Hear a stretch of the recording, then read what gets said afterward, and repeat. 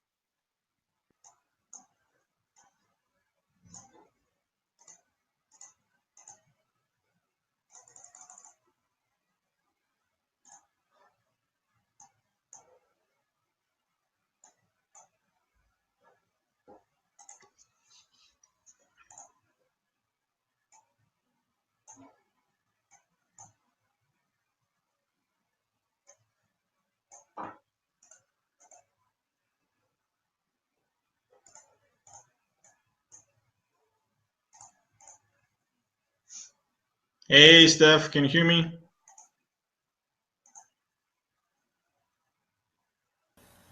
Hi, yes. So yeah, hopefully there should be more people. So we're gonna wait for a few seconds, Yeah, sure. minutes, and then then we're gonna start. So yeah. Okay, great.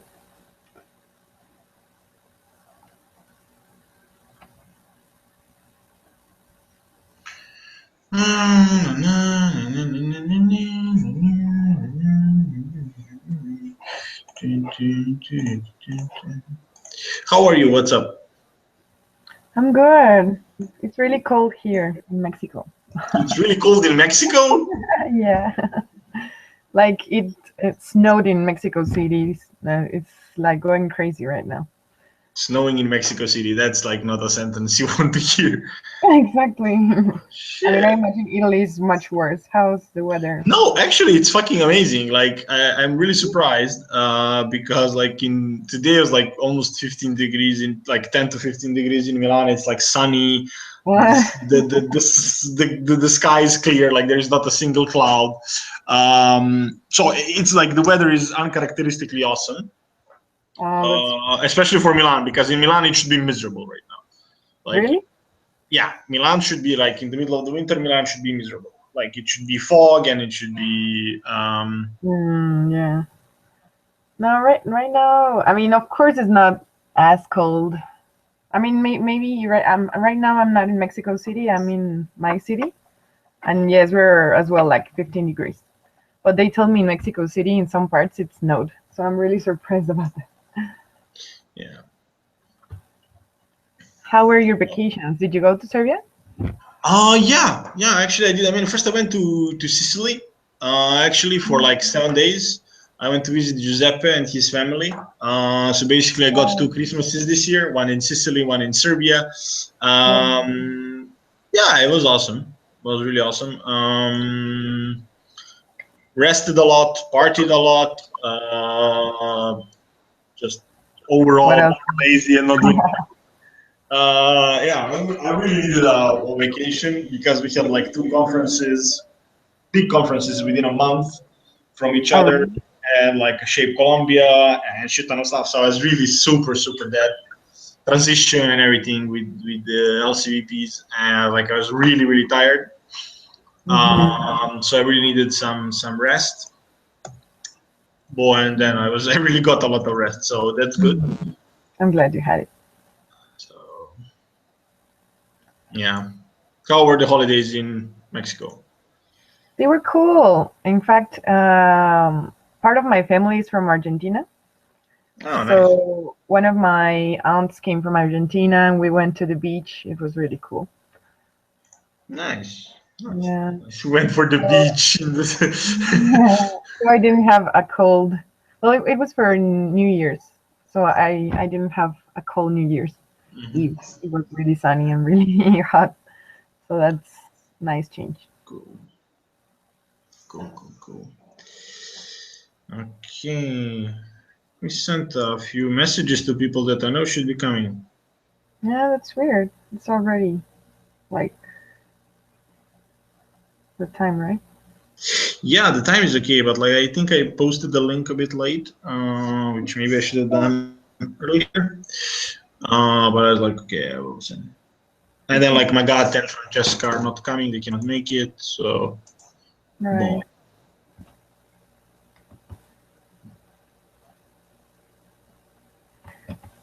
So right now for this term, do we have already the team complete for the NSTs? Do you have what? Like more NSTs? Yeah, Magate will be the NST consultant, and then we'll probably have another one or two applicants in this round from the new VPs. So hopefully, yes, we'll have some more members of the NST. Wait a sec, somebody is ringing. Yeah.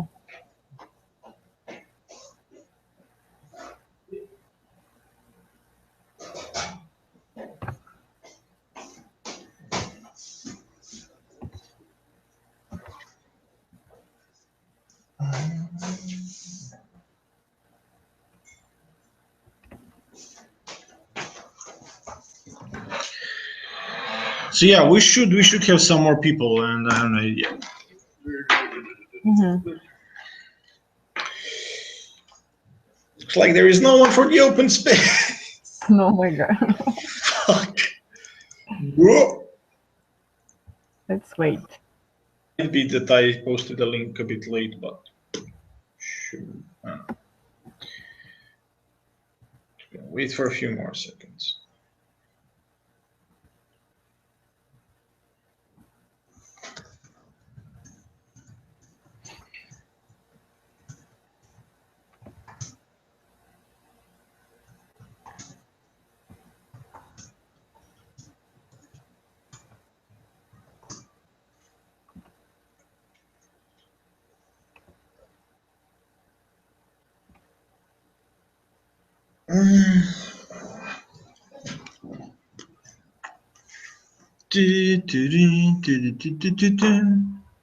I don't know why people are not coming. But there's like, okay, two people I know they're not coming. Then you're there. And there should be three more persons. No, four. Bro. What can you do?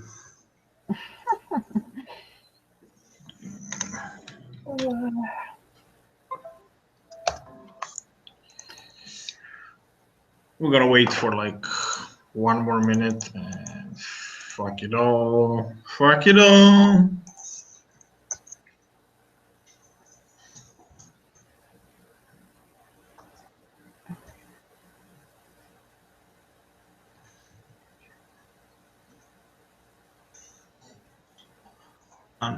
How can I tag members here? I have no fucking idea. But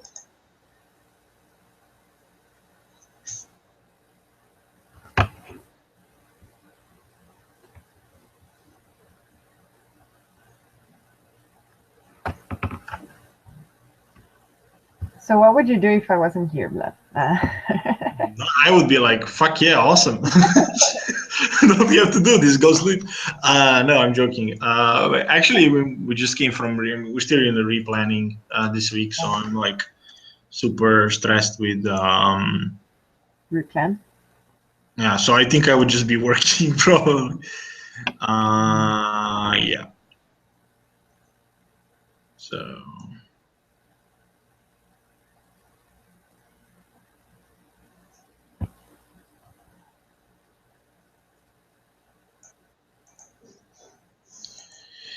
Yeah, Bob, I just read your email.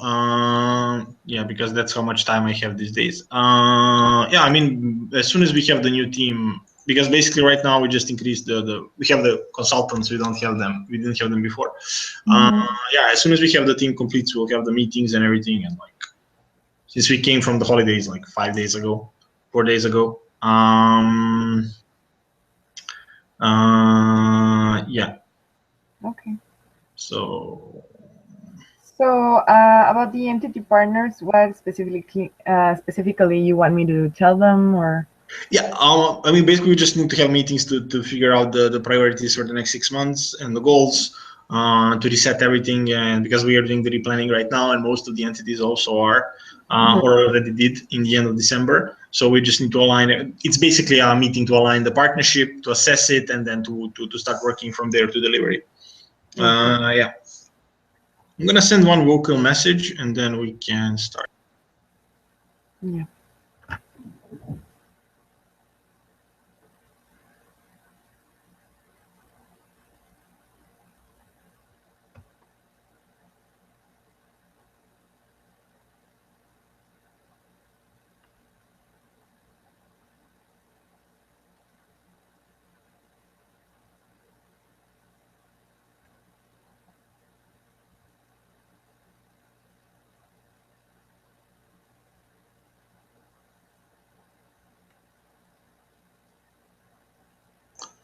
Okay, then we're gonna start, since there's makes no point in waiting people that are not here. Okay. And then they will have a recording, and who wants to ask more questions? What can we do? Anyways, I have a very, very quick PPT with some basic data. And then we can go from there to whatever you want. Yeah, can you see the screen? Yes. Okay, awesome. So basically, the presentation is gonna be very, very short. I have like 3 or 4 slides. Just some basic data about the year in terms of numbers, because I know that those things are kind of easy to access right now. Like, you don't have all this stuff. And yeah, basically, I mean, since it's an open space, it's the space for you guys to ask any questions that you potentially have. So yeah. Since there's only 2 of us, just let me know at any point if something is interesting or you want to ask a question. You don't have to be super formal. Okay. Since there's 2 of us. If somebody else shows up, since I don't see the chat, let me know. Yeah. So realizations in the year 2015. Basically, this is the situation. We can see big peaks in March and July, and then a bit of a peak in August and June. Basically, these are Shape Colombia realizations. Did you already change the slide because it's not showing? It's not showing? No, maybe you need to share the slideshow part. Okay, so this is not working. Screen share, entire screen. Okay, present to everyone. Oh, Okay, so now it should be working. yeah, thank you. Okay, so yeah, these are basically the realizations, like the official ones from Expa. You can see the peaks in March and July, a bit of a peak in October and June.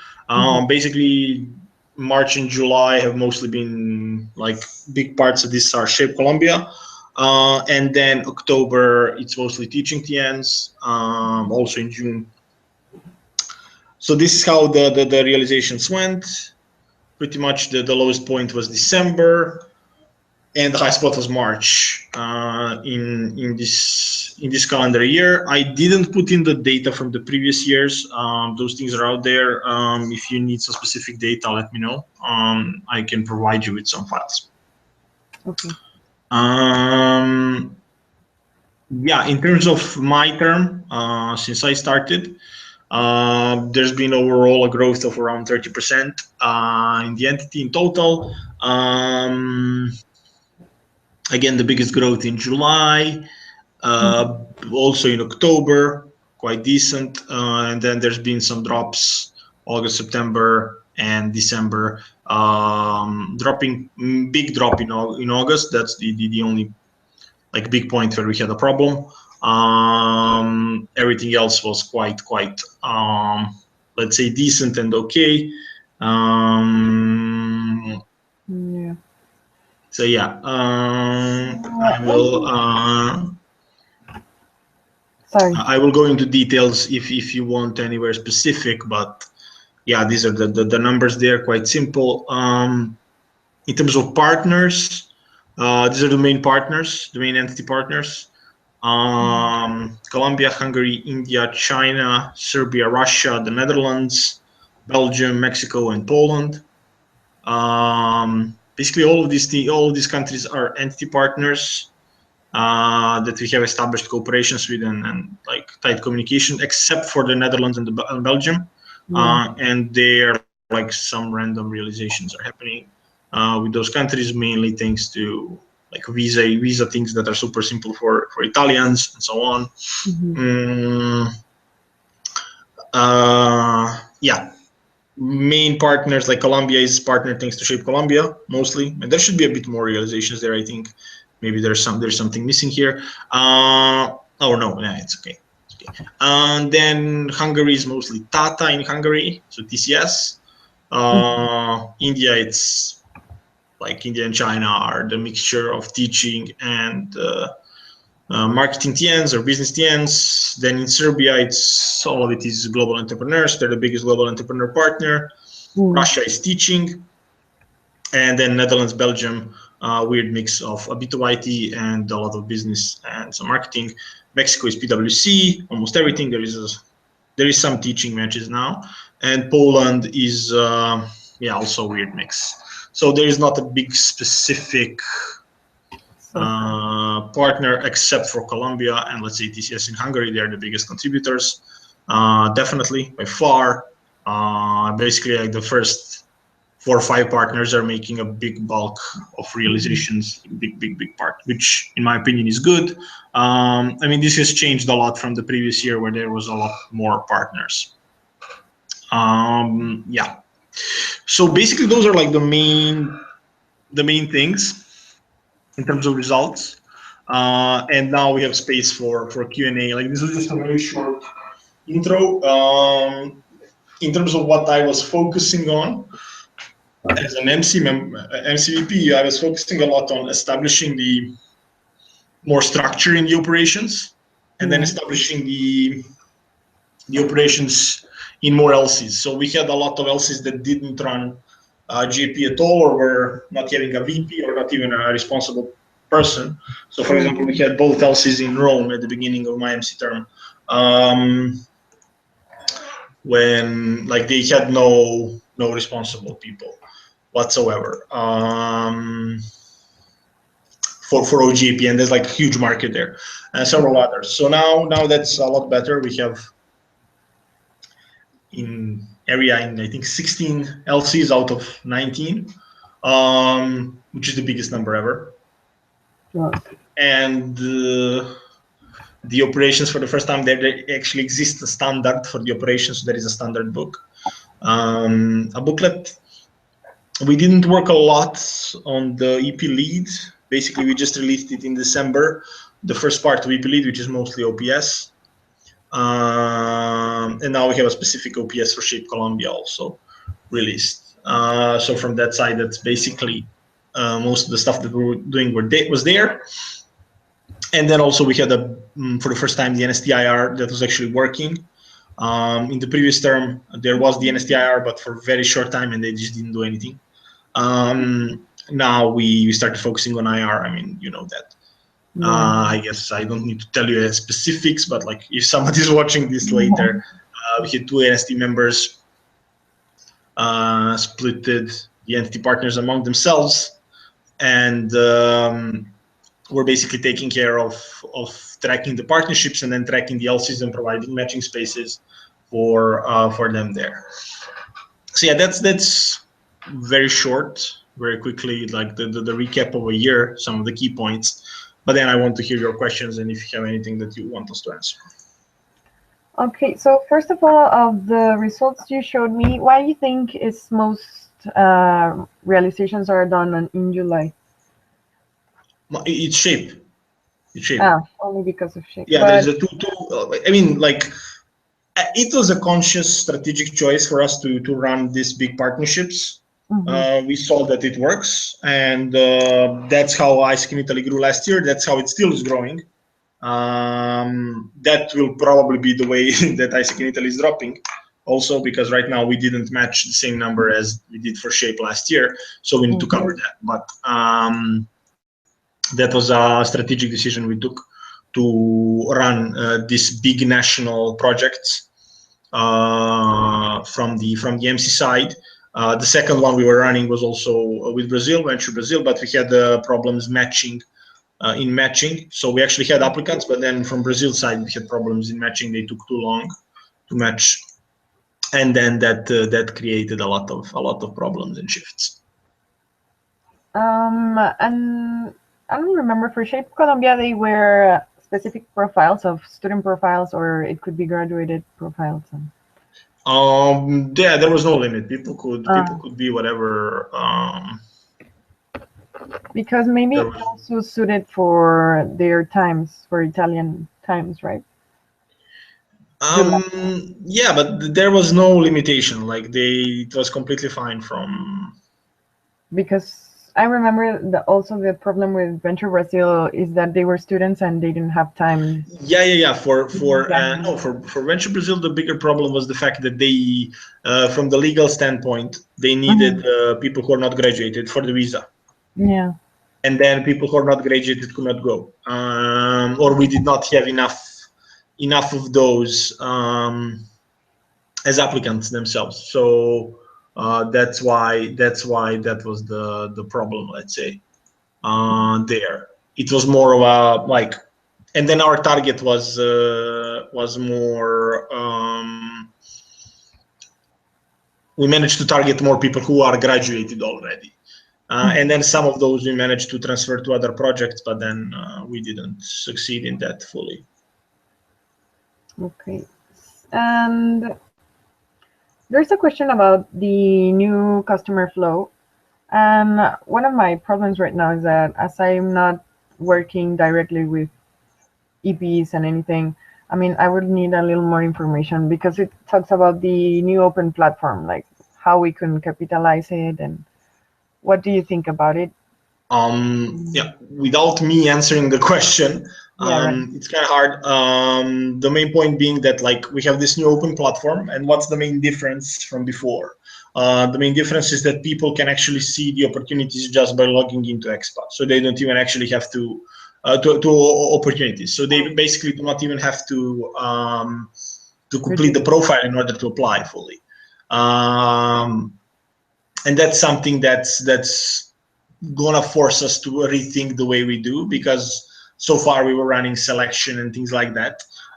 Right now with this kind of reasoning, we'll have to change the operations. And now the question is how do we make it work in a different way. And like, I'm not sure, like, I do not have the answer, honestly speaking. Like, if I knew what is the best thing, we would probably be implementing it right now.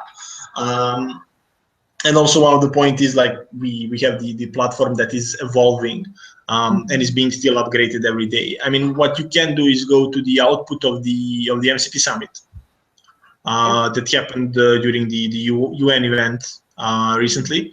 So I think it's available on AIESEC Hub. So is.ec should be there. You can check out because they were working a lot about the open platform. And then also there was the marketing summit in Rotterdam in AI, and they were also talking a lot about their and they have very detailed outputs on what is their vision of the whole thing. Okay. So yeah, I'm not sure how to answer this without giving you my perspective, and like that's something that I shouldn't do. So. Right. So because I don't have the expert role yet, so I can't log into the platform to check. Oh, okay. That has to be changed definitely. I don't want to end the conversation. Yeah. I mean, you can. I will fix that. But basically, I mean, you can log in from the site. Like you can log in as an EP and check out how it looks like. Oh, right. Like you can create a profile as an EP and check out how it looks like, because that's the main difference. The side of the customer, let's say, the way that customers can now interact. And also it's a matter of the fact that like we are not gonna force anybody to pay for an experience without actually getting the experience. So we are one of the rare entities that actually switched fully to the thing that people pay on match. A lot of entities still didn't do that. And also one of the things that like makes open platform an open platform is that a person does sign up only once. So we are actually not running it right now 100% because people still sign up to Podio. But that's something that we're probably going to change because we got selected as early adopters of the open platform with AI. So we're going to probably, that's something that's going to happen, I guess, very soon, is the fact that we're going to stop using Podio for attraction and people are going to go directly to the opportunities portal. And that's something that also changes things. They can start applying without even paying. Yeah, I mean, they can do that right now. They pay until they get matched. They pay everything on match. Okay. So that's how the pricing is set up right now. Yeah. So the price is 350 euros and everything is paid on matched. Okay. So they can, yeah, I understand. Well, that's something to think about a lot. And like, what do you think should be like stop, continue, and change about oGIP in AIESEC in Italy? Stop, continue, and change. I think definitely continue would be a good like work. Continue growing the area because we have growth. Like I think that's a really good thing. Continue working on international relations, improving that actually as much as possible. That's something that's necessary. Also continue working on structuring the area, providing more knowledge to the structures and on the way we sell. Because also this was actually the first year where they got to start working together with marketing. Before that, actually, OGX was in charge of promotion as well, or part of the promotion, which was really weird. So yeah, I think those are the good things. Follow the trends of the network, definitely. Continue doing that. Stop. We had like a few periods during the year where the performance of the entity really dropped dramatically, like in August. Matching was really, really bad. And that created a lot of problems later on in terms of pipelines and so on. Like that's something that should be avoided, like more consistency in performance sometimes. And finding a few other big partners, because right now we have like only 2 or 3. And that's something that we should work on, like to find more big partners that can be reliable. and that we can capitalize on. That's something that we need to start doing. Oh, what else?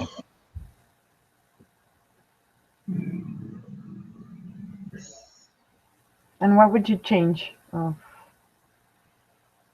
operations right now? I think more consistency and yeah, I mean, like some of the issues were the fact that like there was in some analysis problems of conversions, so there was not a big good cooperation between marketing and oGIP. So yeah, more customer orientation there, definitely faster processes, faster reactions. That's something that definitely should be happening more.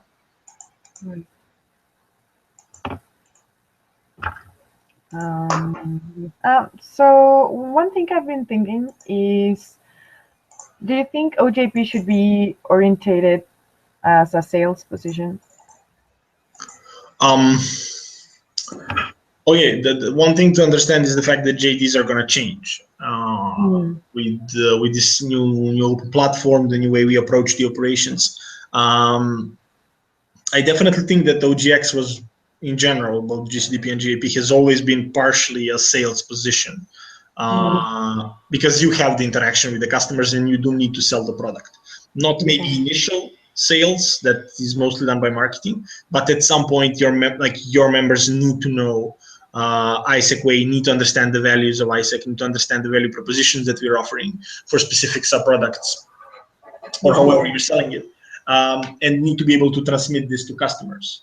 I think that's been always the case, and like probably should remain the case. Like depends, but in my personal opinion, now I might be wrong, but something that like so far has been the case. Now with these changes where the marketing has more role in attracting people, maybe it will go away from there and maybe it will go more towards the value delivery. So to actually deliver this perfect product that we talk about. So more focusing on customer experience management, customer satisfaction, delivering some like either a lead program or whatever to make sure that the experience is happening, working on code delivery with another entity partner, whatever it is, but just that's something for the future. We don't know. Like, so you don't think the role is going to change towards sales, but towards more value delivery?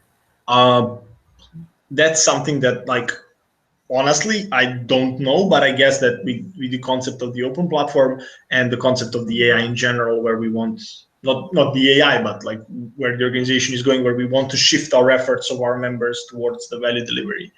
Probably it will go more in that way. But then again, it's just my opinion. And in general, what trend do you think is affecting Italy that can be capitalized for the oGIP program? From the external side, like I think that still there is like this is the first year after a long time that Italy is kind of going out of recession, but still for young people it's very hard to get a job. It's very hard to find purpose, like not to sound fluffy, but to find like a purpose in life, I guess, like, and to move from one place to another in their lives. So I guess that's big. The current immigration crisis is also really big because that issue is kind of always hot in Europe right now. Not specifically for GAP, but also partially because people feel economically insecure with all the immigrants around. So yeah, I think economic situation, and then also the quality of education, as always. But that's something that you need to analyze a bit deeper.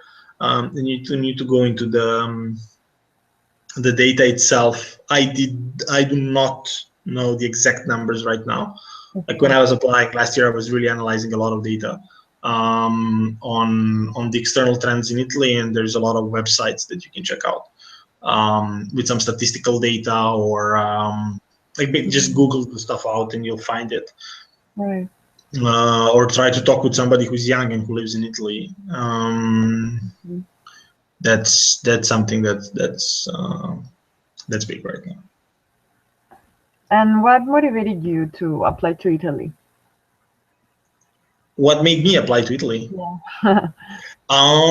It was similar. Like I think the situation is that, well, still, it's quite similar to Serbia in terms of what young people feel and do, and how is the environment. On the other side, I wanted a bigger challenge than I had before, so I wanted a bigger entity, a higher performing entity, and AIESEC in Italy is one of the top entities in tier 2. We're missing like a couple of hundred realizations to get into tier 1. And that's something that I wanted a bigger challenge. So yeah, for me, that was the case. And then I knew the entity. I was chairing one of the local conferences. I had a lot of friends from AIESEC in Italy by some weird coincidence. Oh, well, one of my really good friends was in AIESEC in Italy before. I knew some MC members from the conferences, so I talked a lot with people, and then it was either Turkey or Italy, and in the end it came out to be Italy. The applications went out earlier. I applied and I got it. So yeah, a lot of personal reasons. And like from the purpose you had to apply and comparing it to right now that you're in the position, what has changed, like in your expectations or the reality? I mean, like one of the things that definitely changed, that even in the transition process, even in the application process itself, I would say, when I was preparing the application, is that I started caring. Of course, like every position, you start thinking about personal reasons to apply. Then when I was in the application process and in the selection process, I started learning a lot more about Italy, and then that's when I realized that there is a lot of similarities between my country. I come from Serbia, and then Italy. And I was like, okay, maybe I can go there and figure out how people are doing things in Italy. And once I come back to Serbia, I can figure out maybe I can do some of those things here. And then I also saw that like there are some things that I can contribute in the sense of that we are doing differently, especially in AIESEC, and in a better way in some cases, and that I can bring that to the entity. And for me, that's always like a good thing, I would say. So I saw that I could contribute. I saw that I could get stuff from it. I saw it I saw that it means something. Yeah, and then like once I came here, we had an amazing MC team, a lot of challenges, but it was like a really, really nice experience so far. So I mean, what you thought you would face, did it change when you were already an MC member? Like the things that you I had to change different things than I expected. Like I expected to have a trust issue at the beginning, in a sense of I'm somebody that they never saw at all, like heard about, and then coming there and telling them what to do, like telling the plenary what to do. So that was a part of the challenge that definitely happened. On the other side, I also kind of expected there to be a language barrier challenge. There is. Trying to work on it and trying to learn Italian. But it's a big challenge. And then again, I was not expecting to be challenged that much, in a sense of that I will have to learn that much and I'll have to adjust myself that much as I ended up doing, or at least I think I ended up doing, adjusting a lot to the entity reality and to the LCVPs, and that I ended up seeking more knowledge and developing my knowledge, because I thought I knew everything. Basically, it turns out that I didn't, because I had an MCVP term before this. So that's something that definitely happened. And what do you think is going to be the biggest challenge for the next MCVP? I have no idea, honestly speaking. Probably the changes that are happening within the network right now. So switching to the open platform. Also, if the MCVP is the international, he or she will face the same challenges I did. I think, like adjusting to the entity, adjusting to the culture that is different. Yeah, those are always big challenges. But I guess right now that's one of the big challenges. And in terms of operations specifically from the country? Is there something that you think is a challenge or something that needs to be changed for the next term? I don't know. Helping people speed up the matching process, I think, is Mm-hmm. one of the things. And then helping people find the right entity partners and the Right. right communication with them. Like that's also one of the big things right now, I think. Okay. So like entity partners that can provide enough opportunities, and then to have a proper communication with them especially from the LC side. Because definitely the level of knowledge is rising in the entity. So like, I mean, the area is very, very young. The area Yeah. started a bit more than 1 year ago. Okay. And the second MCVP. I mean, just for you to understand, in the quarter 3 of the last year, Mm-hmm.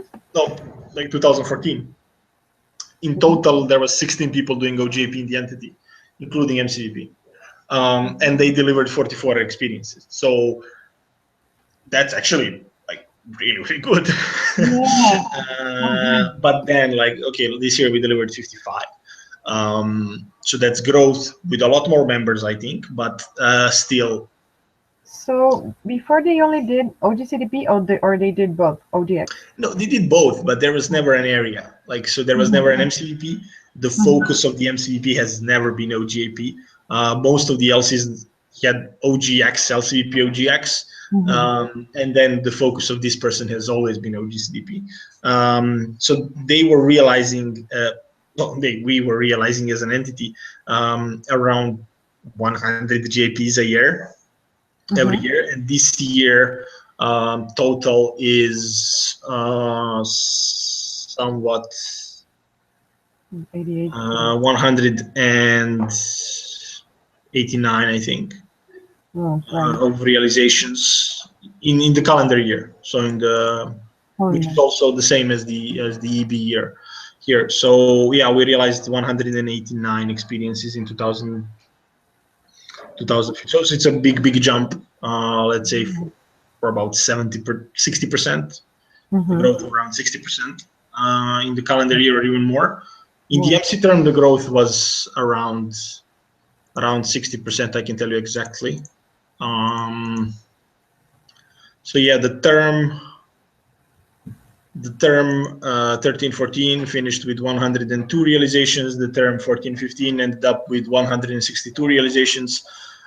There was a relative growth of 58.8%. So there's been a growth of around 50%. Right now we have a growth of around 30%. That's awesome. So far. I mean, definitely something that's going to be a challenge to continue the growth, to keep it on this level. Yeah, of course. And I was going to ask you something else.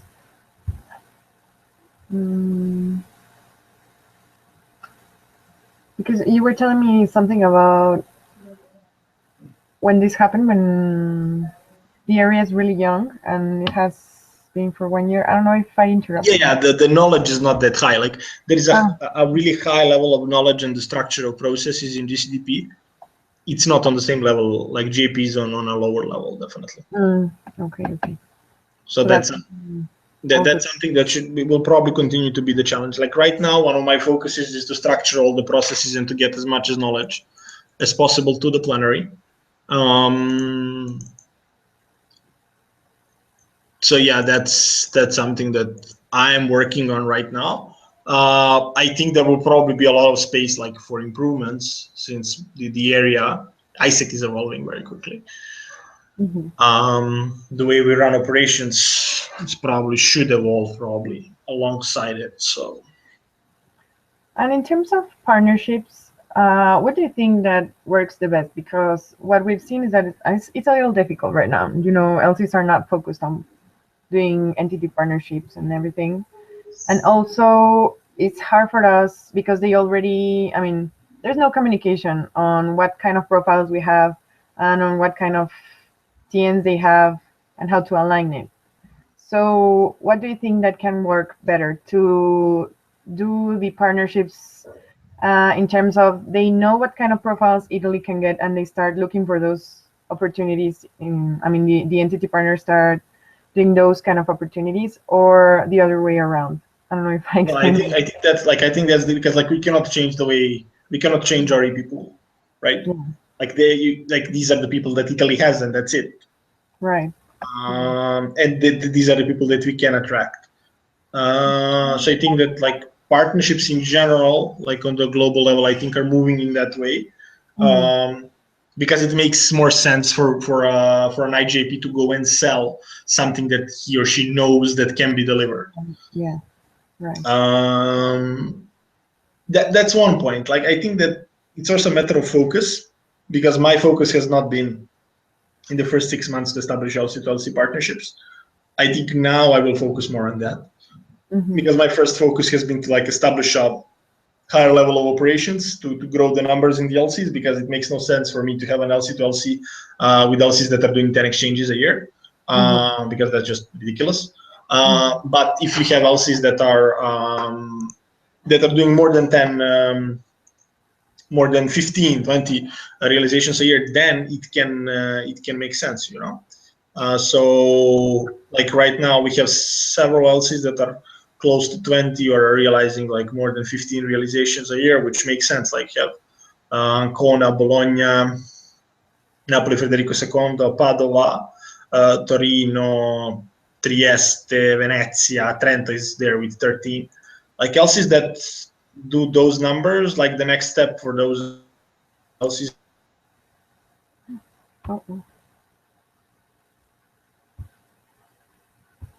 Oh no, the connection is failing.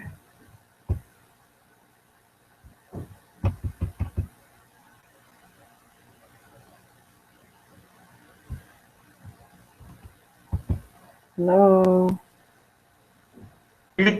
Oh, yeah, now I can hear you. I'm sorry. Okay, cool. When did you lose me?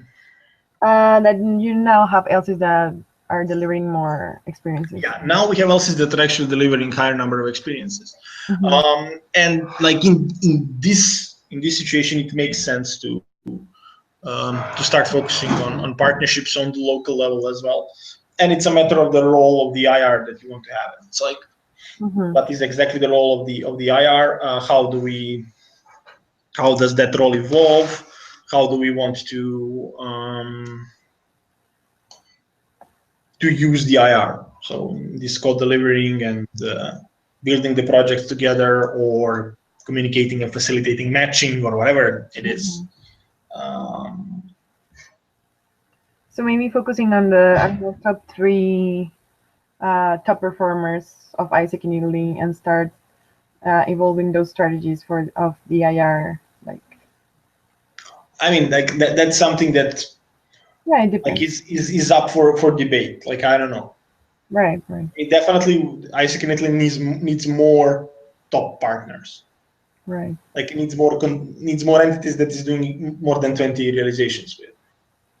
Because we have 3 right now. And if you want to be a serious entity, you either step up in number of realizations with those partners, or you find other partners that can provide as much as more. And definitely, yes, I mean, there is a limit to how many big partners you can have, because just it's hard. Yeah, to manage. To do 20 realizations with 500 entities. And we lost Steph. Whoa. Let's wait a second.